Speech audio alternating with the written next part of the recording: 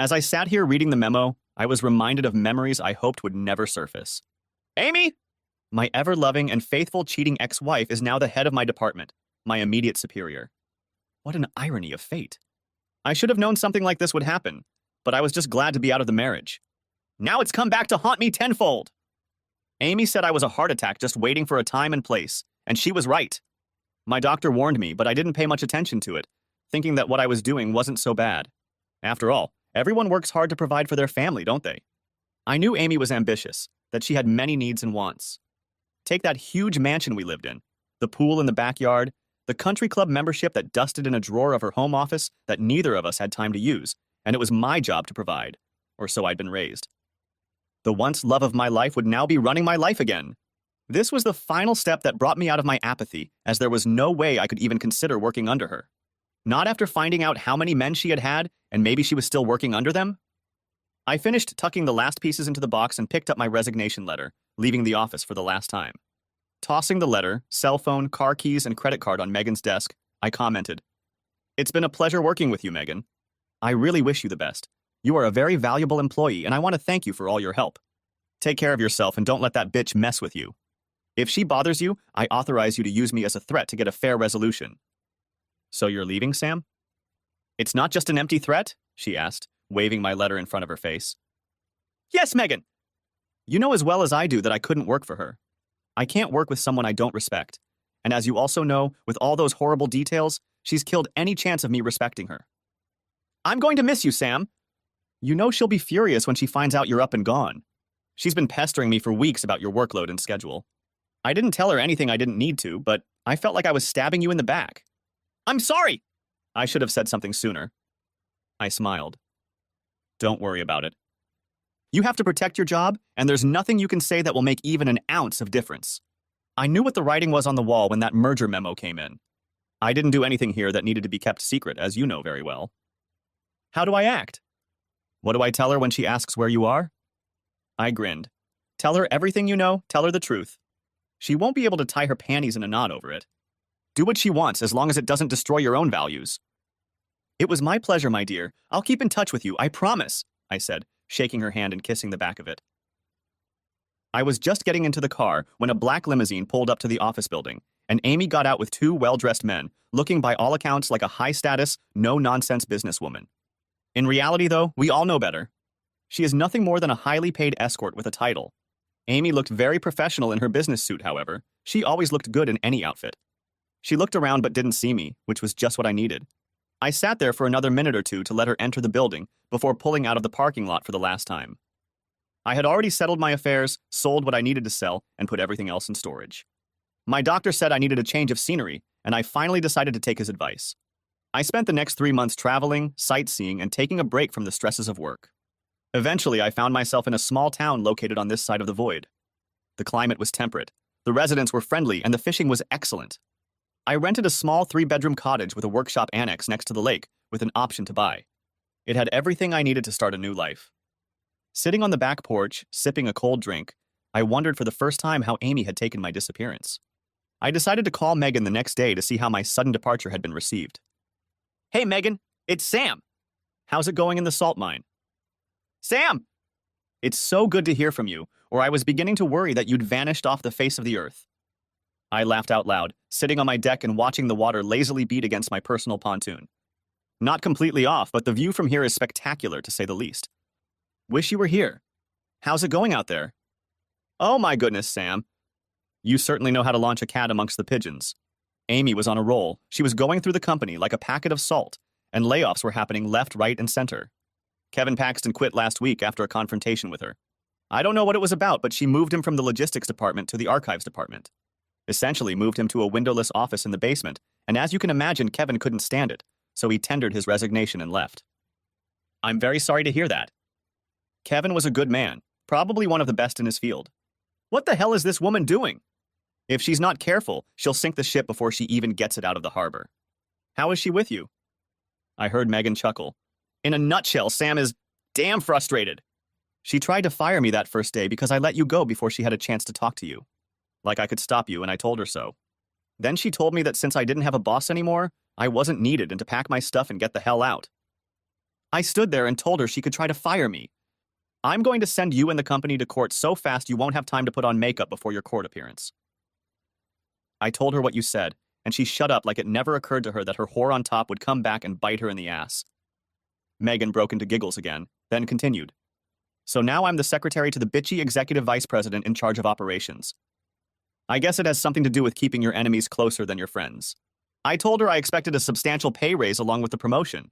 I guess she wasn't happy about it either because she just grinned, but in the end I got what I wanted. Megan was telling me all the latest gossip. On the one hand, I was pleased that my leaving had affected Amy's plans. Don't get me wrong, I changed my life for my own good because it was something I had to do, and Amy's appearance was the kick in the ass I needed to end my procrastination. This latest event was the icing on the cake, so to speak. Still, I was worried that it would eventually affect everyone else, and that wasn't part of my plans. The next morning I was out of sugar, so I decided to stop by a small store nearby. Their lot borders mine and there is an open paddock in between. As I exited the store, I almost bumped into a young couple, and after apologizing, I saw a severely horny woman in her early 20s standing behind the counter. Can I help you? She asked, as the baby made herself known, whimpering irritably, just as a couple of cars stopped at the gas pumps out front. The woman sighed. Where the hell is Jillian when I need her? I smiled and asked, Can I help you? My name is Sam and I live nearby. I think Junior needs to be fed and I just need some sugar. I don't have anything special, so if I can help until you're done or until Jillian gets here, I'd be happy to. Why don't I take care of the ones in there and you take care of your baby in the meantime? The woman smiled and replied, My name is Vivian, and I would be very grateful for Sam's help. I got out and took care of the travelers while they filled their tanks. I washed the windshield and generally chatted with them. And when I got back from the road and put their money next to the cash register, another customer just walked in and started looking around the store. I took the time to walk over and chat with him. What can I do for you, sir? Just looking at your choice of fishing rods, he replied. I'm on a business trip and I had to take my car in for repairs, and it looks like it's going to be an all-day job. I figured I'd do a little fishing to pass the time. I noticed he looked like a businessman, and it could have been me in his shoes as recently as a year ago. He was about to buy some cheap rods and reels, and I asked, Do you fish a lot? The guy shook his head. Not really, though I'd like to if I could find the time. I smiled. I was good at that, and then proceeded to convince him that buying something more expensive would dramatically increase his chances of catching fish and having more fun on his vacation. I dealt with a dozen other shoppers before Vivian could get her daughter in her seat after feeding her. Thank you so much, Sam. Why is it that things only get busy when you can least afford it? Bessie doesn't usually fuss at this time of day, and Jillian is always already here. I grinned. To explain it, I'd have to explain quantum mechanics, and since I have no idea what quantum mechanics is, you'll just have to make an educated guess. Maybe you and your husband should hire more reliable help. This made Vivian's face twist, and I noticed it. I'm sorry, I think I said something wrong. Please accept my apology. Vivian looked at me with sad eyes with a single tear frozen in the corner of them. Sam, it's not your fault, but I'm a widow. Vivian told me that her husband Greg was in the Army Reserves and had been killed during maneuvers. She told me that the truck he was in had flipped over and died. The worst part is that Greg didn't even know he was going to be a father. Bessie was most likely conceived the night before he left. Vivian wiped the tears from her face with the back of her palm and continued. I think he would have been a good father. He had so many ideas, and this place is one of them. Vivian waved her hand, pointing to the store and the land it was located on. Over the next few weeks, I made it a habit to go to the store and help out whenever possible. I know what you're all thinking, and you're probably right. Vivian was a beautiful woman, and my hormones hadn't been satisfied in a long time. But more than that, it gave me back my sense of self-worth. What hurt me most was the realization that Amy's infidelity showed that she didn't need me, and that she didn't think I could adequately provide for my family, and that she didn't believe or trust my abilities. That was the last insult I had to endure. I think Vivian saw my need to give back, and although she never asked me for help directly, she never refused if I offered and always remarked how much she appreciated my support. I started to feel good when we spent time together, and she was fun, caring, and grateful, which was fine with me. I was on my way home after another day's work at the store when my cell phone broke into my thoughts. Hi! You're lucky you're not Secretary Sam. You wouldn't last a day with your phone manner! A woman's voice purred in my ear. Hi, Megan, I'm sorry, but you caught me off guard for a minute. It's almost 7 o'clock at night. Do you have something urgent? Megan sobered up and stated, I had to wait until I got home to call because I don't know if that bitch boss is tapping my work phone or not. but I didn't want to take any chances. And Sam, that's exactly why I'm calling. You need to be on your guard. I'm calling to warn you. She put a private investigator on your tail. She asked me to put him on to you, and I really can't not do it and keep my job, but I figured if I warned you, you could lay low and go undetected for a while. I sighed. Has this woman made it her personal mission in life to harass me to the grave? I don't know, Sam. All I know is that she's at her limit. She spends terrible hours trying to turn this place around, and I think it's taking its toll on her. She looks 10 years older and has put on a good dozen pounds. Well, she can't be pregnant. Well, maybe she could be, but not by me anyway. I heard Megan giggle again on the other end. No! I'm pretty sure it's from overexertion. Too many comfort trips to the freezer for ice cream, I'd say. You can see it in her face and the top of her arms. She's starting to bloat. She's frantic to find you and has assigned the task to me, citing that it's my fault that you left before she had a chance to talk to you. Jesus Christ! Good! I can see that ignoring her is useless. Here's what I think you can do. Give her a week, then go to her with a fake report saying they couldn't find me, but are sure the cell phone is genuine. Then tell her you already called and convinced me to talk to her. Megan must have heard the excitement in my voice. Are you sure, Sam? I really don't feel like doing this with you. Don't worry about it, Megan. You need to look after number one, and then you can guard my 6 like you did. I appreciate your efforts, but don't put yourself in the line of fire. A week later, Megan texted me the morning before she left for work. PH No 2 BB2 Day. Be ready for call today sometime? I saw the post and chuckled at the acronyms. BB? Bitch boss? No? No. Ooh, number? Damn these young people and their high technology. Then I thought about what I was going to say to her. Nothing came to mind, so I decided I'd cross that bridge when I got to it. As promised, the call came in. I got Amy's cell phone number and answered, Yes, Amy, what do you want? Amy must have been caught off guard by my slurred phrase and short greeting. What's that bitch my secretary been up to? I hung up. My phone rang again. Damn it, Sam. I hung up the phone again. The next time it rang, Megan quickly answered, Are you going to talk to her or not? I grinned. Tell that bitch to keep a polite tongue in her head the next time she calls, and she'll manage to get more than 2 words out. I'm sick of her trying to lord it over me. Megan chuckled. My pleasure, Sam. I'll talk to you later. 5 minutes passed between talking to Megan and the next call. Sam? Yes, Amy, what do you want? Another pause then. Can I talk to you for a minute? I'm listening. Another pause. Megan cried on your shoulder? What did she say? Megan is a very capable girl, and it doesn't matter what she said to me. That girl, your so-called secretary bitch, is the only reason you're talking to me right now, and if I were you, I'd be kissing her ass in gratitude for her help. So I'm going to ask you again, what do you want? I thought I heard a sigh. I'm sorry, Sam. I'm just a little cranky lately.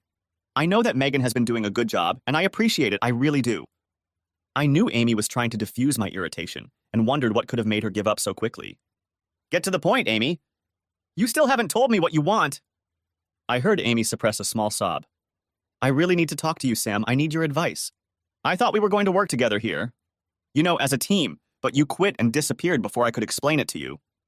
I snickered irritably. I saw what the writing was on the wall, Amy. Once I saw the message that your company had bought out mine, I didn't see the point in staying and being humiliated again. So now that we've sorted that out, have a happy life, Amy, but I doubt I'll see you here since I no longer revolve in your circles. Goodbye. No, please, Sam. Please listen, I really need to talk to you, but not over the phone, but face to face. I know I probably don't deserve it, but I'm begging you. Just half an hour, 30 minutes to pitch my idea, and then I'll leave it up to you. Amy was almost crying into the tube when she finished. Please, Sam, I don't know who else to turn to. I gritted my teeth. All I wanted to do was hang up the phone and forget that I'd ever gotten involved with this woman in the first place. For a long time, I struggled with myself. Okay, Amy. But I'm not going to run after you, so if you need to talk, you're the one who should meet me at my office. I'll make arrangements with Megan, and she'll let you know when and where. I disconnected the phone before Amy could answer, half expecting her to call back, but the phone never rang all night. Amy was annoyed. Why do I have to go through all this with Megan? Why can't you just give me Sam's address and let me go alone? Megan gripped the steering wheel so hard her knuckles turned white. For the last time, Amy, this is because Sam wants you to. You have to see him. He doesn't want to see you. In his words, and I quote, my way or the highway, her choice. I don't like sitting in the car with you for hours on end any more than you do, but if he wants me to bring you, you'll have to put up with it. I have no intention of being there while you have your little get-togethers. I'll make sure I'm gone, you can rest assured. I started chopping vegetables and herbs for the Italian sauce I was making for dinner. Megan had called 30 minutes ago to let me know that it was less than an hour before they arrived, which meant they'd be here in about 20 or 30 minutes. The last thing I wanted was for Amy to feel comfortable while she was here. But if I was busy while she made her argument, it would put her at a disadvantage. 15 minutes later, I heard a knock on the front door. "It's open, come in!" "Well, don't you look completely at home?" remarked Megan with a genuine smile. I giggled at her quips. "Hi, Megan!" "It's good to see you too. You look good." Looking in her direction, I saw Amy standing behind her looking visibly worried. "Amy!" That was all I said, but noted how Megan assessed her health. At a glance, I noticed the bags under her eyes as well as her weight gain. Megan's assumption of 10 pounds may have been a little bitchy, but it wasn't that far from the truth. "I'm dying for a drink," Megan countered, giving me a friendly hug and a kiss on the cheek. "You're not looking too bad yourself, so the country air seems to suit you. There's wine, beer, or Coke in the fridge if you want a treat." To prove my point, I held up my grubby hands. "Would you like something to drink?" I cast a glance at Amy. Amy couldn't help but notice the cold tone in my voice and lowered her head slightly, realizing for the first time that this meeting was going to be more difficult than she had anticipated. "Hi, Sam, and thanks, wine would be nice." "Megan's right, you look good." Megan opened a bottle of white wine, poured 2 glasses, and handed one to Amy. "Which way from the end of the world?" "I want to admire the view," she indicated with a wave of the hand she held the bottle of wine in. "I'll leave you two alone, but remember," she said, pointing the bottle in my direction. "I'm not here to bury dead bodies or clean up a crime scene, so behave yourselves."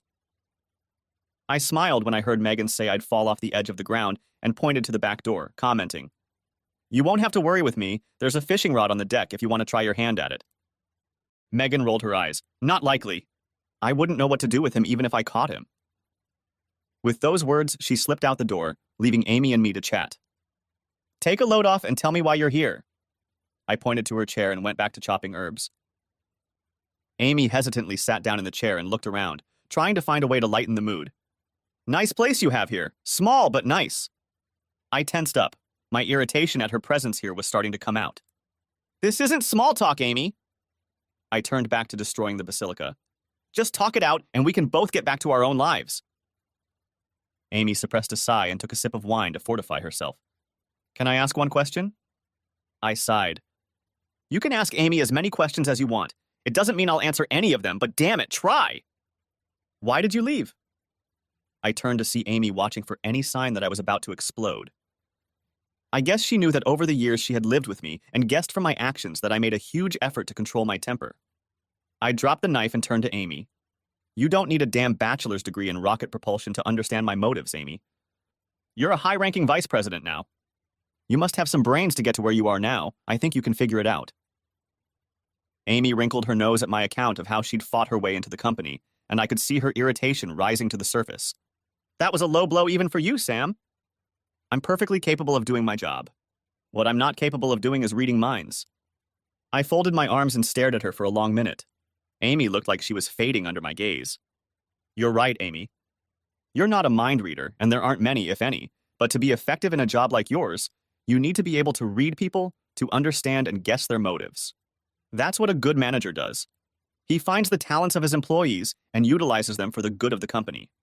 That doesn't mean he does it with malicious intent. It has to be a win-win situation. Do you really want to know what I think of you and your talents, Amy?" I saw a shiver run down her spine at my question. She was sure I was going to answer, and I was sure it wouldn't inspire her confidence. But I guess she decided she needed to keep the conversation going to have any chance of getting what she needed. She squared her shoulders. "Okay, Sam. I'll bite. What do you think of my corporate talents?" I almost laughed out loud at Amy's pathetic attempt at teasing me and went back to cooking. "You're a bulldozer, Amy. You have the finesse of a bull in a china shop." That statement took her by surprise, and her open mouth said it all. Of all the things she thought I would say, this wasn't even on the list. Bulldozer? That was all she could say for a minute or so, and then, "Would you like to elaborate on that statement?" I smiled inwardly as I continued to chop. "Yes, Amy." "Bulldozer!" You take the most direct path to your goal, which may not even be the path of least effort, and you don't analyze the situation. You don't look around and ask yourself who you can help, who will help you. You don't think about anyone but yourself. You don't sit back and ask yourself what is the best thing to do. You just go along, head down, and heaven help anyone who gets in your way. That is why you are in the unenviable position you are in. You have burned bridges behind you and trashed the ground before you. As I listened to my rant, I saw a tear glisten in the corner of her eye. For the first time since I'd known her, she was at a loss. No, I don't want to. That was all she managed. Her weak reply said it all. Everything I did was for Sam and me, but your ego made you overlook it. I realize I hurt you, and I've told you 1,000 times I'm sorry for that. If you just stick around, I could have let you in on my plan. You still haven't told me why you left. I tasted the sauce and added a little more salt. I saw the writing on the wall, and I'm not stupid, Amy. I know you're here to remove Deadwood. You're the man with the axe or woman, as the case may be, sent to remove the people who needed to be removed so the company could move forward, and I completely agree that it was necessary. All I've done is make it easier for you to make those decisions. I saw the anticipation in her gaze. This was what she wanted the conversation to be about. Sam Beckman, for a smart man, you sure do some stupid things. I had no intention of firing you, and if you had any semblance of intelligence, you would know that. Like I said, what I did for us. I did it so you could see all your dreams come true. That's a good trick. It tugs at my heartstrings and strokes my ego at the same time, but I never said she wasn't good at stroking. I was just annoyed that she was still stroking. I can't count the number of times we've sat in the kitchen at home with you and talked about how the fools at the top are bringing the company to its knees with their mismanagement. I believed in you, Sam. I believed in you when you said you could get the company back on its feet. Now I have the opportunity to help you turn your ideas into reality. I knew you could do it, and I worked my ass off to give you a chance. I went out of my way to tell my bosses that I could take your company to a big profit. And what did that get me? Ah! Now it's the "it's all your fault" gambit. You've abandoned me to my fate without even giving me a chance to tell you what's on my mind. I keep fighting, spending long hours doing what you say can be done. All I need is a little help from the one and only man I've ever loved. It's you, Sam. I need you. The two of us can sit back and reap the rewards of our union. I love you, and this is our future arrow. I'm not stupid enough to think we'll get back together, although I dream about it all the time. No. I see now that if we work at it, we can have a good business relationship and be happy. So, what do you say? How about we call a truce, start working, and together show them that we are a force not to be trifled with? Amy took another sip from her wine glass and leaned back in her chair. She seemed content to let me stand there and listen without interrupting. But now her fervor had died down, she'd made her point, and the next step was up to me. I had finished making the sauce while Amy was giving her speech and was now putting the water for the spaghetti on to boil, and the only thing I had time to think about were Julius Caesar's last words, "Et tu, Brutus?" Betrayal! These were the first thoughts that occurred to me when I first learned of her whoring for company and the reasons she had given. For all that Amy was very good-looking, one thought kept me on my toes, and those 3 words encapsulated her past and present actions. Good, Amy. A good manager considers all aspects and then decides on the best course of action. Let's say I buy into your so-called brilliant plan. What makes you think I can be of any use to you? Amy's eyes flashed with annoyance at my question. I suppose it was obvious to her. I've already told you that I believe you are up to the task, and that you have the credibility within the company to enlist the support, so to speak, of the soldiers. They trust you and respect your opinion. All the blocks you have faced in the past have been with upper management, and they have been swept away by my coming in as VP. I don't understand what you're saying? I smiled sadly at Amy's naivete. You don't see that your very appearance at the helm has negated my effectiveness in attracting support. But I'm not surprised! And the reason I say that is because you refuse to believe you've done anything wrong.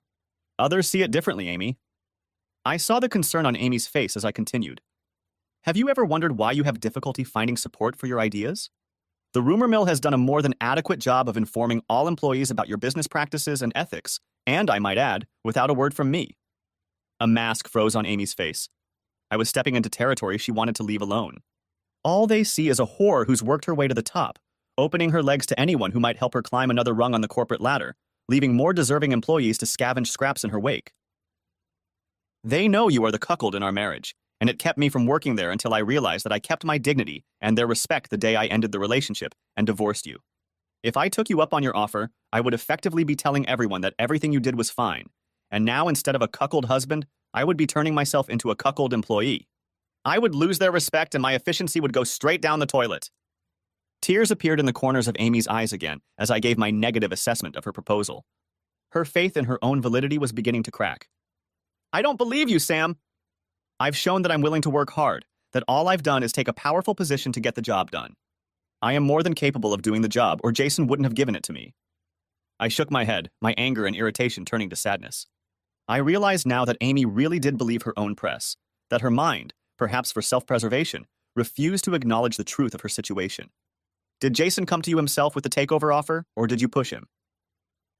Amy wiped her face with the tissue she'd taken from her purse and straightened up hopefully. It doesn't matter what you or anyone else thinks. I'm not Jason's puppet. I approached him, and I have to say that he put up a lot of barriers until he let me go to the board and present my proposal. I nodded in acknowledgement. Exactly as I had envisioned, the merger happened. Exactly as I thought. Let me ask you this. Did Jason entertain you when he gave in to your desire to talk to the board members? If Amy's eyes didn't give her away right away, that sigh sealed her fate. Trying to gather her thoughts, she asked, "Why do you think that?" I grinned at her reaction to my question. Do you know why I was good at my job, Amy? I continued the rhetorical question. Ever since I can remember, I've been making profiles on everyone I meet, and before you embarrass yourself, that includes you. The problem with your profile is that I didn't consider my love for you. I foolishly assumed that since you loved me, I could trust you unconditionally. That mistake cost me dearly, and I changed your profile accordingly, because as my old grandfather told me, there's no point in getting older, son, if you're not going to get smarter. I assess people not only by what they say, but also by what they then do, and if it fits their profile, then I can work either with them or around them. Either way, I know how to make the best out of any situation. Knowing Jason's character, I don't think he cares if you succeed or not. If you fail, he'll wipe his hands of you and point to the board of directors, saying they're the ones who approved your proposal. I saw a glimmer of light in her eyes as I continued. If you succeed, he gets the credit for bringing a promising executive into a position that increased profit margins. He will win whether you succeed or not. So don't assume you have support from the top. Jason doesn't care if you're smart enough to put the boots on the right feet or stupid enough to believe you can pull off this coup. As long as you keep him entertained, he'll be satisfied. You're on your own, Amy. A little fish in a big pond, and the piranhas are hungry. Amy clutched the napkin frantically. Everything I'd said had a basis, in fact, and she must have been frightened at the thought that she was in more serious trouble than she realized. But, as was her manner, she turned a blind eye to the fact that she couldn't keep herself safe. So you don't think I can do it? I shrugged. No, Amy. No, I don't think so. I know you can't do that. I noticed the anger building up in Amy, but continued. It would be a freaking big Saturn V rocket that would launch you straight from your VP position into corporate oblivion. Where will your precious security be then, Amy? I turned away from her to calm myself down. From what I hear, all you managed to do while you were there was spin your wheels and create so much smoke that everyone else is struggling to do their jobs. I turned around to see Amy's reaction. I'll be surprised if the next shareholders meeting doesn't announce a 25% drop in quarterly profits. But that's all speculation! You can give this charade any color you want, but it all boils down to your reasons for starting it in the first place. Let me tell you what I know and what I think. You told me you loved me and that you did it for both of us. Amy visibly shuddered under my tirade, but nodded in agreement. But by your own admission, it's all about your own safety. It has nothing to do with mine or ours. If you loved me as you say you do, you would do your best to stop me working myself to death. What did you say? I was a heart attack waiting for its time and place. I waited for her to come to her senses and continued. You didn't try, and if you did, you weren't very convincing. No, you just got ahead of yourself and put fear in your head, waiting for me to start spreading daisies. You could have threatened me with divorce if I hadn't slowed down and thought about us. I'm sure that would have gotten me thinking in the right direction, and I know your infidelity certainly did. That's why I'm here now and feeling great. I love you, Sam. I didn't want to divorce you. You didn't want to divorce me, but you were willing to sit back and let me work myself to death? Does that sound really loving? I finished sarcastically. I smiled inwardly. Amy couldn't refute my arguments and couldn't bear to look at me. I didn't mean what I said then, and I love you even now. I regret a lot of what I said to you then. My grim face must have indicated doubt. I'm also sure Amy believed what she was saying. I have no doubt that in your own way you love me, Amy, but that has nothing to do with our situation. Don't you realize that? I can't trust you now either in personal relationships or in business. I've decided to end this discussion. That's how I see it. You finally made it to the top. You have no one else to entertain you to climb even higher. You'll have to wait until Jason retires or fades into oblivion before you get in line to be CEO, and you've decided this is a good opportunity to solidify your position in the company and claim the coveted CEO position. Amy wanted to object, but I held her back. This is where your little plan to take over my old firm is going. You're taking over and seducing me into working my ass off again to feather your own nest. I'm stunned that you actually expected me to obey and follow your orders. When I kicked you out the first time, I thought it was obvious that I wasn't weak. Then I realized that it was probably my fault for setting you up to fail. I could see that Amy was struggling to stay on her feet. One minute I was saying it was all her fault, and now I was taking responsibility. You're talking nonsense, Sam. I think you're the one with it backwards. I hung my head and sighed in despair. Good, Amy. You've heard the proverb about being cruel to be kind. Now, I wasn't being kind. I was leading you down the garden path and actually had to cut you down and kick you in the cunt while you were lying there. It's cruel to be kind. But instead I went to Jason and made him fulfill his promise to make you a GP, and he did. I loved you enough to not want to see you hung out to dry even though you deserved it. I made a mistake because I made you think there was a chance I could be talked back into your arms. Your little love cards on my birthday, Christmas, and any other occasion you could think of proved it over and over again. I got up to check the sauce and added more water to the already nearly dry pot. If I did what I had to do, you'd disappear to some unknown place where no one knew you, lick your wounds, and start over, hopefully wising up a little. That's exactly what I want you to do now. Just walk away and start over. The tears came pouring down in streams again. You'll have to go back to some secretarial job, but at least it won't be as bad as what will happen if you stay and try to fight it. You'll be lucky if your job description allows you to lick stamps while you're being entertained by some post office jerk at the sorting table. I watched Amy as my words reached her. I tried to speak thickly, and it made me sad to see defiance instead of humility on her face. I know I hurt you, Sam. I berate myself every day for it, but what you just said is just evil. You don't believe in me at all, and yet I believe in you. Well, if you think so, then sit and watch, and I'll show you how it's done. At that moment, there was a knock at the door. Come in, exclaimed I irritably. Is everything okay, Sam? I'm sorry if I'm interrupting. I sighed that I had lost my temper and looked at my watch, not realizing how much time had passed. I'm sorry, Vivian, please don't come in. Amy was just leaving. I glared at her and waited for her to get up. Amy looked at Vivian standing in the doorway of the living room. She was 5, maybe 10 years younger and as pretty as a picture, slender, with long, flowing dark blonde hair. I couldn't help but notice the look on Amy's face when she realized why she was here. She turned around to me. I just stared at her blankly, then her gaze stopped on the food simmering on the stove, and then came back to me. Tears began to drip as it dawned on me what this was all about. I looked over my shoulder at the dinner I was making for myself and Vivian and realized what Amy was thinking. What, you thought it was for you? I told you from the beginning that this wasn't a society gala, so don't get upset with me for inviting a friend to dinner. You and I have been broken up for years. The only reason I let you come here is to knock some sense into your stupid head. Amy jumped up with her head down and dashed past Vivian, muttering, Tell Megan I'll be waiting for her in the car. I hope I didn't make a bad situation worse. Vivian looked at the receding Amy. I'll leave and you guys will deal with it. Can I tell Jillian I don't need her as a babysitter? It has nothing to do with you. I'm glad you showed up exactly when you did. I hugged Vivian and kissed her cheek. You can put the pasta down and watch it for a minute. I have to tell Megan that our meeting is over and that she can take Amy home. When I stepped out onto the back terrace and saw Megan napping in the afternoon sunlight, disappearing behind the landscape, it occurred to me that Amy's words were true.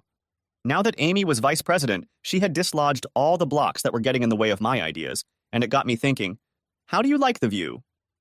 It's just like you said, Sam, just amazing. Megan smiled as she closed her eyes. How did it go in there? I didn't hear any gunshots. Not very well, I'm afraid, and she's not going to back down. She's in the car now and waiting for you. Can I ask you something? Sure, Sam, you know you can ask me anything. I smiled weakly. How do you see your future at work? How ambitious are you, Megan? Megan's eyes widened at such an unusual question. I'm not quite sure what you're getting at, Sam. But if that's what I'm thinking, I'd like to get Amy's job first. She rose from her chaise. I know I can do it and do it well, but I don't intend to compromise my virtue to get it. Why do you ask? I lowered my head in thought. I think it's time to put an end to this 3-ring circus. Then I spoke with grim determination. Can you hook up Kevin Paxton and meet me in town? Say in 3 weeks, because I might have an offer for both of you. Megan nodded in agreement. I led Megan back into the cottage, and she saw Vivian standing at the stove. Poking me in the ribs with her elbow, she whispered, Now I see why Amy ran away from here with her tail between her legs. You old dog! The look on Megan's face made me smirk. She's gorgeous, and I'm sure she's been the final nail in the lid of Amy's coffin. Jesus, Sam, Amy is out of her league. Never has been. Heck, I'm not even in her league. That poor girl must be licking her wounded pride right now. I nodded to Megan, appreciating Vivian's beauty. And she's just as gorgeous on the inside. Vivian looked up when I introduced Megan. It's nice to meet you. Sam seems to have so many women in his life that I'm not sure he has room for me, she said hesitantly. Megan chuckled. Don't worry about the other women you'll see Sam with. He's the only man of that you can be sure, sweetheart. And as far as I can tell, he's got his eye on your ass. You better watch your six. Sam can be a real Casanova when he targets a woman worthy of his interest. I don't know what Megan meant by that. I have not been around her in any social situation for her to make such a statement. I could feel my face reddening. I think you've said enough for one night, Megan, and it's time to leave. I was nudging her toward the front door when she looked over her shoulder and made one last salvo. If you're smart, Vivian, you won't let this guy out of your hands. Kissing me on the cheek one last time, she bid me farewell. Be smart. I'll see you in 3 weeks. Vivian and I sat at the Merlot on the back deck and watched the waterfowl swim by carelessly.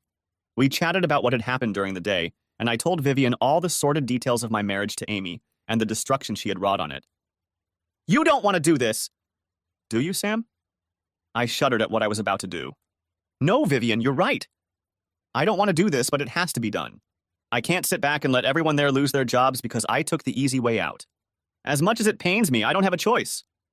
Vivian was silent for a while, but then declared, If you must know, Amy still holds a candle to you. I looked at Vivian and almost laughed. I knew that before, but I don't think so now. Not after what I said to her this afternoon. I was tearing into her as hard as I could, but I don't think it made any difference. Vivian smiled. For all your toughness, it's obvious you care about others, Sam, including Amy, and believe me, we women really appreciate that quality in our men. I had nothing to reply to that, so I went back to devouring my beer. Vivian patted my arm to reassure me. If I'm not wrong about you, I'm sure you'll do the right thing for everyone. I nodded with a grim premonition. But I'm afraid not everyone will think so. You didn't make her bed, Sam. She did, and now she's going to have to lie in it, and there's nothing you can do about it. Vivian was silent for a minute or two, and I was deep in my own thoughts when she caught me off guard. Speaking of beds, when are you going to show me yours? To say this statement came out of the blue is an understatement, and it took me by surprise. Huh? Vivian chuckled. Megan told me that if I wanted to claim you, I'd better not stick my feet up. What did she say? If you're smart, Vivian, you won't let this guy out of your grasp. Well, that's me grabbing onto someone I think is worth holding onto. So you're interested in more than just platonic relationships? I know it sounded like I was a fresh out of high school teenager tasting the water. I didn't mean to make a mistake. As you can see, my track record with women isn't very promising. I had a hard time looking her straight in the eye when I said that. Vivian giggled. You're blushing, Sam. My ears erupted in flames of fire, and a sheepish grin appeared on my face. You sure know how to make a guy feel stupid. I rubbed my face and eyes with both hands, more to regain control of myself than to feel tired. That day when I walked into your store and saw you looking absolutely shattered and accepted my help, I felt like a knight in shining armor coming to rescue a damsel in distress. The smile on her face was priceless. You were my knight on his trusty steed that day, and you still are. Vivian leaned over and kissed my cheek affectionately. From that day forward, I have depended on you. Now I understand why you've taken pity on me all these months. Vivian stopped, seeing the look of confusion on my face. It must have been hard for you when Amy showed you weren't needed? Well, if it's any consolation, I need you, Sam. I haven't been this comfortable and relaxed since Greg died. Yes, it's a man thing. Amy didn't understand it, and I couldn't explain it either. Vivian patted my arm to reassure me. You've been good to me, Sam, and I want you to know that I appreciate it. It wasn't until Megan committed her misdemeanor that I realized I had more than just friendly feelings for you, so what do you say? Do you want to take it to the next level? Vivian's face reflected sincerity mingled with hope. Well, madam, if you insist, I shall have to show you my etchings, I finished with a sly grin.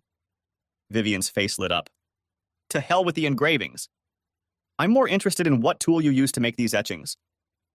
We both burst into laughter as she stood up and headed for the door, saying, Race you to the bedroom. I saw Kevin and Megan watching me walk into the restaurant. My look must have said everything about my mood. Kevin stood up and held out his hand. Long time no see, old friend. So good to see you after all these years. What are you doing to yourself? You look 10 years younger. I smiled, taking Kevin's hand. It's good to see you again. I'm totally fine. How's life? Ooh, average to average. Can't complain because no one ever listens. I smiled at Kevin's words and kissed Megan on the cheek. You look as radiant as ever, my dear. I don't know what you found in that brute, but I hope he treated you well. Megan chuckled. He may be rude, but I like the rugged type. How do you know? I smiled. Because like I told Amy, I'm a people watcher, my dear, and I saw your reaction when I asked Kevin to be here today. I think you two would make a formidable team. Kevin grinned at my assessment. Speaking of which, what kind of offer do you have for us? I chuckled. Always from the hip, Kevin, you'll never change. Okay, business first, and then we can relax and enjoy the food. As the waitress served us our drinks, I began my speech. As you know, the company is in dire straits, and if nothing is done soon, everyone will be looking for work elsewhere. As you and I have already found out, there is not much choice here. I pulled several folders out of my briefcase and held out the white one to Kevin. If you disagree or have anything to add, feel free. While Kevin studied the folder he was holding, I opened a second one. Here's a list of people you need to get on your side. I'll leave it up to you how you do it. Kevin flipped through the folder he already had in his hands. It's obvious at a glance that you've thought this proposal through very well. As far as I can tell, not only are you going to attack JPL and Amy, but Dobson Inc. and Jason as well? I saw the look on Kevin's face and realized what he was thinking. We don't have a choice, Kevin. Since Dobson bought out JPL, we'll have to attack from both sides. My original ideas were all about JPL. Now we need to focus on Dobson's board of directors if we want to succeed here. If you can get the board on your side and Megan can do her part for JPL, then we have a chance, albeit a small one. Kevin handed the folder to Megan. You're not kidding when you talk about Sam. Skinny is still an understatement, more like anorexic, but I can see the possibilities. I think it wouldn't hurt to pass it on to Jack Deacon, though. He's quite a man when it comes to counting beans, don't you think? I thought for a moment, then nodded grimly. I know he's a genius when it comes to beans, but if you think he's the one we need? After all, he and I didn't get along. I don't know exactly why, but he just let me know that I wasn't his favorite colleague. Megan nodded, looking through the folder. I agree with Kevin. Jack needs to get involved. When it comes to creative accounting, he's just a master. I'll talk to him and listen to him first. Kevin picked up the second folder and began to read, looking over the list of names. I'm not sure I could meet some of them, let alone invite them aboard. I smirked at Kevin's doubt. What do you think I've been doing for the last 3 weeks? There's one name out there, Slovak. I haven't been able to get close to him, and if he's not on board, none of this makes sense. How in heaven's name did you become so influential? Influential, damn it! If I was that good, Slovak would be eating out of the palm of my hand. I handed Kevin another folder. This is a list of meetings you have scheduled with everyone but Slovak. Megan looked up from the folder she was reading. Isn't Slovak Jerry Cambridge's uncle? Maybe he can get an appointment with him? Kevin and I looked at each other and shrugged, and Kevin asked, Is there anything you can figure out and organize, sweetie? Megan smiled. I have a meeting with Jerry tomorrow about the itinerary and plans for the upcoming trip. I'll ask him then. This information made me feel a little better, and I finished. I took the liberty of organizing the times and dates on your behalf. Shit is starting to smell even in the higher echelons of government. I outlined my concerns, but at that point, I didn't have a workable plan. For this one, I brought in a bunch of markers. There's still a lot of detail work to be done, and I think we need to get everyone we can together to finalize the final version. Megan shook her head. I can't believe Jason didn't see all this happening. Ooh, he knows it's going to be okay, I scoff. I think he just doesn't care. He's gotten a scapegoat, and Amy's in for a horrible surprise when he drives a knife into her back. Megan wrinkled her nose sympathetically. Amy may be a selfish slut, but I don't think she deserves to be hanged and quartered like that. I nodded in agreement. I believe he'll have to act before the next quarterly stockholders meeting to have any chance of staying clean. So we must act now and do it surgically fast, neat, and clean. Impress the big shots and we'll be home and hosed. Kevin shook his head. You seem to think we're going to take you up on your offer. I smiled again. Come on, Kevin, think about it. What do you have to lose? If Amy was able to pitch them her ideas, it'll be a walk in the park for you. You haven't found another job that matches your abilities, have you? I know you have a beef with Amy. I'm also pretty damn sure Jason is definitely not on your Christmas list. I nodded to Megan. And that little minx seems to believe in you as much as I do. I'm sure you'll take the piece between your teeth and run with it. Hell, I've already done all I can do, and all you have to do is bring home the bacon. Kevin laughed along with Megan. All tied up with a neat pink ribbon, he stated sarcastically. Megan frowned. What about Jason? He's not giving up without a fight, and I'm sure he has the support to destroy this ship before he can even get the first shot off, she noted, looking through the second folder. I wrinkled my face in an evil grin. Leave that bastard to me! You won't even see him, let alone deal with him. All you have to do is keep Amy busy so she doesn't realize what's going on and do something stupid like commit professional suicide while destroying everyone else. A smirk appeared on Megan's face. She's the last of our worries. After your conversation the other day, she has her head so far down that she doesn't know what day it is. Vivian stung her, and she's vowed to prove you wrong. I can tell you, Sam, you really messed with her head. I've had to interfere with a lot of her proposals to head office just to make her look a little competent. Kevin, Megan, and I enjoyed our meal while discussing our plans. As we said our goodbyes, we arranged to meet again in 2 days with other people to discuss the final version. The meeting was heated, to say the least. Megan and Kevin had gathered a half-dozen conspiratorial friends to help bring the puppy home. Jack Deacon was just one of them, and as I predicted, Jack was hostile from the start, though he sat and listened to what we had to say. Let me see the financial packet, he demanded, and we all waited, breathless, as he ran his finger across the page, amazed at the speed with which he could add and subtract. This is utter nonsense, Beckman. There's no way you can substantiate these numbers. I looked at him, and my first reaction was to fly off the handle at his negativity, but I replied, managing to contain my anger. They're just estimates, projected approximations. Deacon smiled sarcastically. Don't quit your day job, Beckman, and I've seen more accurate weather forecasts from the Weather Bureau. It's time to put up the money! I told Amy I knew my way around difficult people, and it was put it out or shut up time. Listen, Deacon, can I call you Jack? I know we haven't seen each other since Amy unconventionally took over, but I know you're good at what you do, and that's why you're here. You're the best there is! I could see his chest heaving, and I was sure I was on the right track. Jack grinned understandingly. I may seem like a mere laborer to you, but I'm not so socially inferior that I don't understand being patronized. I gritted my teeth in annoyance. I know that sounded patronizing, but it doesn't make my words any less true. I looked around the room, addressing everyone present. What are these people going to do when the next shareholders' meeting rolls around? I myself don't give a damn whether you agree with this proposal or not. I can leave and go back to my life out of town, and let you guys go back to figuring out how to get in line for unemployment. You're a genius when it comes to numbers, Jack. You're in a position where you can get a job on short notice. But what about them? We need you to do your thing, get creative, and make those projections work. I could see the gears turning, and aside from a feeble attempt to indulge his conscience, he looked concerned.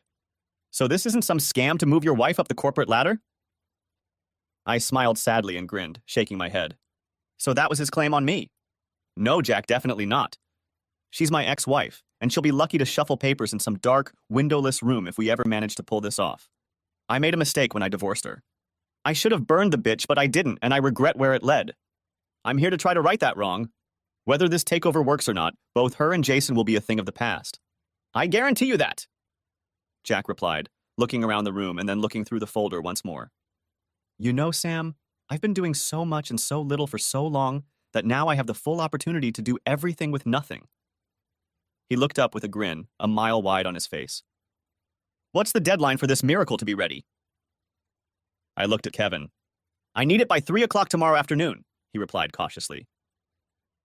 Holy shit, he snapped back with bulging eyes. I'm fine, Kevin, but I think even God would have a hard time sorting out this mess by then.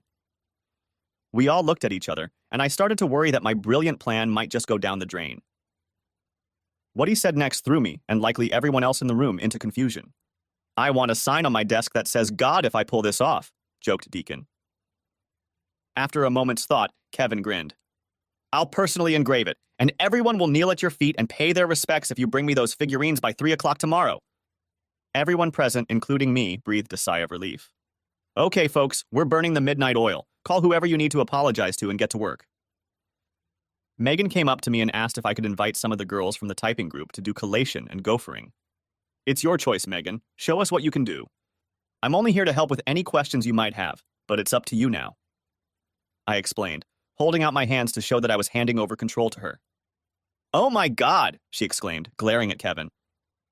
Sam's right, honey. You need to pull yourself together and show everyone that they can rely on you in a crisis. Kevin and I stood back as Megan took a deep breath and got to work. Within an hour, she was already busy organizing groups and brainstorming ideas from those who had them. Jack argued with her until she snapped, "I don't care how many of your guys you have to bring in to meet the deadline, Jack. You know what we're up against, so just do it, okay?" Kevin chuckled. "I think you were right, Sam. She is a little hard worker."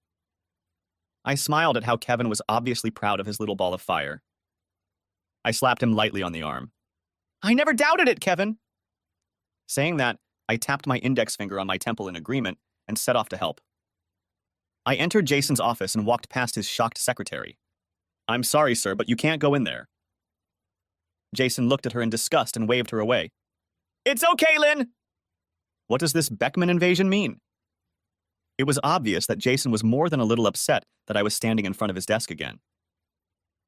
That's no way to start a negotiation, Jason. I would have thought a man of your caliber and business acumen would know when to be a little more contrite. There was a mask of menacing ingratiation on my face. Jason sat back and waited for me to continue.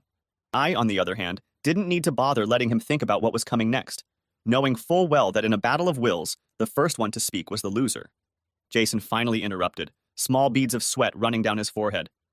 "Are you just going to stand there all day staring at me, or are you going to tell me why you're here?" He finished with a nervous glance at his watch. "I have a shareholders meeting in an hour." "I'm here to help you pack, asshole," I finally informed him. And where am I supposed to go? It was obvious that Jason didn't like the way this confrontation was going at all. "I don't care where you go, as long as you're out of here by the end of the day." I curled my lips in a grin. "But I think you should go to another state. To the other side of the country. What if I have no intention of going anywhere, asshole?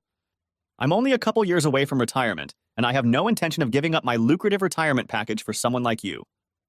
I shook my head. "You have two choices, asshole. You can get up, hand in your resignation, and walk away with what you have in your pockets and nothing more, or you can stay and watch me take your pathetic life apart brick by brick. That includes your family life, and as far as I've been able to find out, you'll be lucky if you have enough money left over to buy a cup of coffee." Jason frowned. "I did what you wanted, Beckman. I gave Amy a chance to be vice president, and as you know very well, she now controls JPL. So why are you suddenly making threats? It's no secret that we've never met, but I was always under the impression that you kept your word.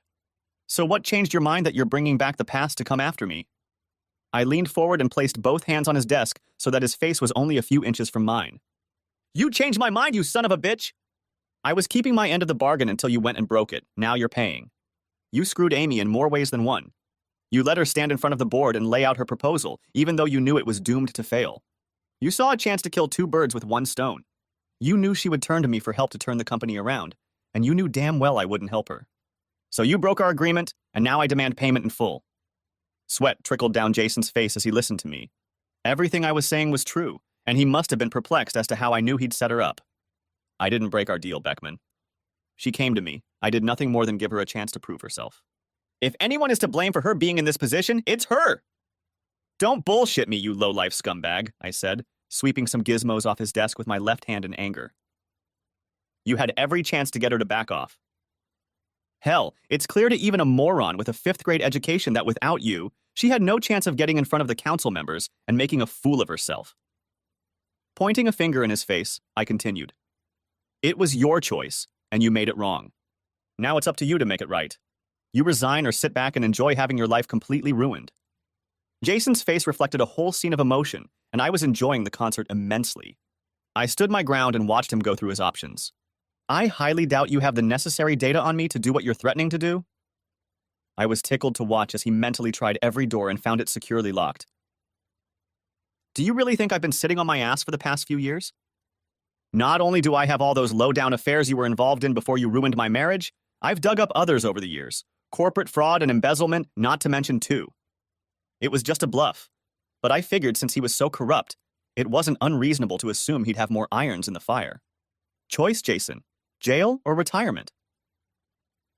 I watched his eyes dart around the room as it dawned on him that the only door I'd left open for him was his office door, and it was waiting for him to leave.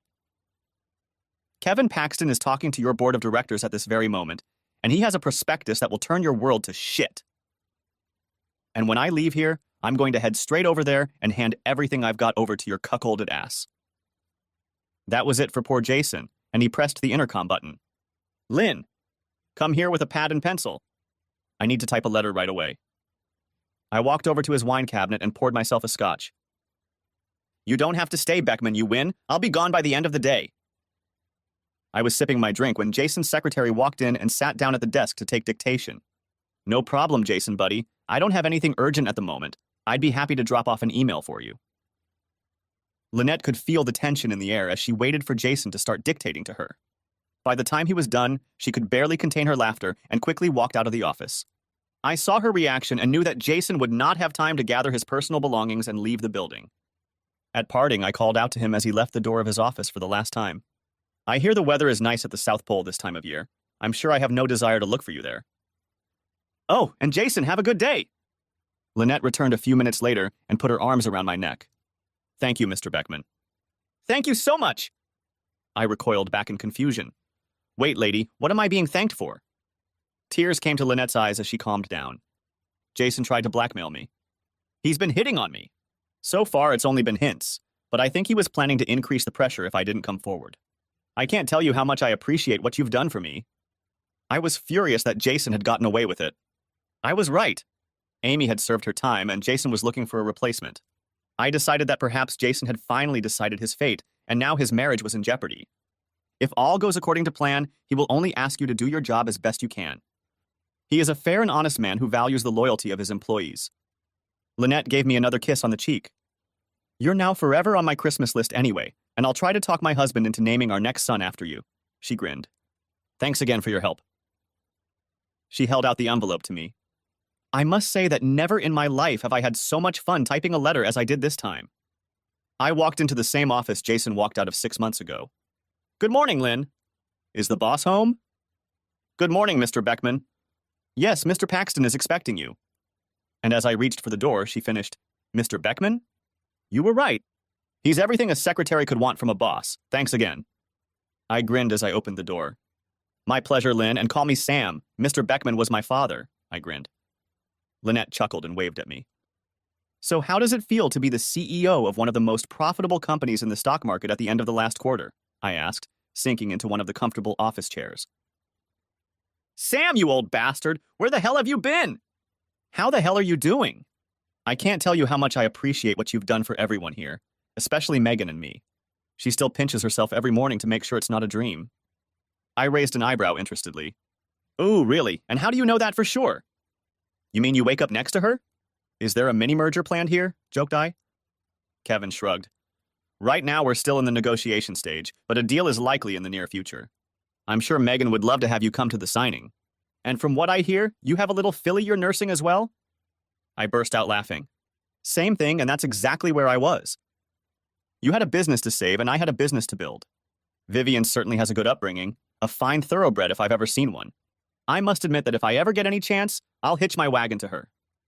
Kevin leaned back in his chair as our cheerful banter subsided and asked with a more serious expression. Have you heard about Amy? I felt my face grow solemn.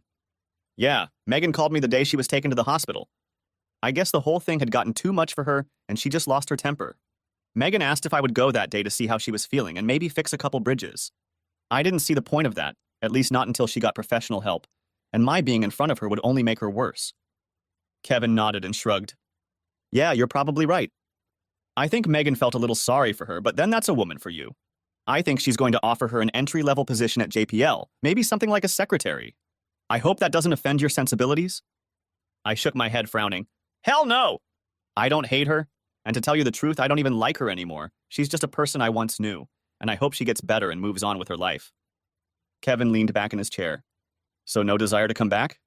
I can find you a good job with a great financial package. I grinned.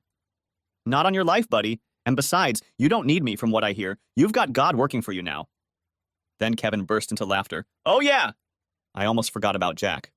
He got his plaque and the respect of everyone who works here. You were right! He is a true math genius. I have to admit that for a while he was a hotshot, and I would literally walk into a board meeting an hour before the shareholders meeting when he handed me the financial report from our prospectus. Kevin lowered his eyes and started giggling. What's so funny? I was just thinking about the way Jack looked when some girls would sneak up on him and stare at him. We'll see how socially bankrupt he is when he tries to figure out women with his math formulas. If he succeeds, then I'll believe he's a god. I burst into laughter. I would have loved to be there. Besides, I would have loved to attend the board meeting as well, but I had more unpleasant business to attend to. Just as you were grooming the board members, poor Jason was sweating at the very table you now occupy. Kevin's smile was hard to ignore. Same thing, if you ever need a job, let me know. I shook my head again. I have what I want now. Vivian and I have opened and launched our little family resort. I'm here to offer you corporate rates for Thanksgiving weekend. I thought maybe you could have some good-natured contests and promote team building? Kevin nodded approvingly. I think we can come to an agreement. Perhaps a fishing contest or two will foster camaraderie. Epilogue. Vivian and I were invited to Kevin and Megan's wedding, and they now have 2 wonderful boys. They are still a team to be reckoned with in the business world. At Christmas, we get cards from Lynn and his family. She also talked her husband into naming their next child after me. Her name is Samantha, short for Sam. Jason hasn't been heard from since his wife dumped all his clothes on the lawn and turned on the sprinklers. Jason's Elvis autographed guitar turned into a necklace for his favorite little garden gnome after Nancy dropped it on his head. I assume he hunts penguins in Antarctica to keep warm, but don't tell me that. It's just a rumor. And Amy? After getting the help she needed to get over what Jason had done to her, she accepted Megan's offer of an entry-level secretary girlfriend job. She sold the ridiculously luxurious mansion, leaving her with enough money to buy a modest apartment within walking distance of work. She'll never be part of an elite business environment again, but she has her own home to pay for, even if she has to work to support herself until retirement. I talked to her at the corporate Thanksgiving party they had at the lake. She was a little reluctant to come until Megan convinced her that she needed to unwind a little. We chatted for a bit and she apologized for her arrogance and admitted that she was out of line. I also apologized for ruining her safety, but I didn't see how I could do without jeopardizing everyone else's jobs. She told me that after therapy she realized how stupid her thinking had been. I was pleased to hear her laugh when I told her about Jason's departure. I think she had a relaxing weekend and spent most of it sunbathing with her coworkers. I don't know what her social life is like. Megan told me that she occasionally goes on dates with some girls, but rarely stays there for long. Truth be told, I don't have time to even think about it, let alone care much about it. It's her life she created and she has to live with it. 6 months later, Vivian and I were married and moved her and Bessie into my cottage. I watched as she took the picture frame with her late husband's photograph out of her suitcase, stood looking at it for a moment, then kissed it and placed it carefully in one of the drawers of the dressing table. The gesture moved me, and I walked over to her and, while she looked at me uncertainly, pulled out a picture of Glory and placed it on her dressing table. I think Greg deserves to see his wife happy, well-groomed and loved, don't you? Vivian smiled and tearfully hugged me. You're a good man, Samuel. I think Greg and you would be the best of friends. My guardian angel has been working for me for a long time. I am so lucky to have not one, but 2 people in my life that I can confidently say they are my soulmates. I felt good. No, I felt splendid. Better than I had felt in years. When Bessie is old enough, you'll have to tell her all the lovely things about her father. I think they both deserve it. Our little fishing resort is expanding more and more. Jillian now has an apartment attached to the store. Not that she always makes it to work on time, but at least we know where to catch her during peak periods. We have consolidated our holdings and added more cabins with their own docks for weekend fishing enthusiasts. I spend most of the day in my workshop doing routine boat repairs and just general housekeeping. Vivian still runs the store, and Bessie is getting more and more underfoot. She's 5 now, and I'm a father figure to her. After all, I'm the only father she's ever known. We gave her a surprise last summer, her own little brother to mess around with. Brady has at least temporarily relieved her of our custody, and I have to admit I fuss over both of them. And my doctor.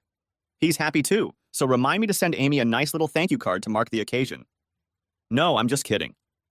Thanks for watching, I hope you enjoyed it, so subscribe to my channel and watch the next video.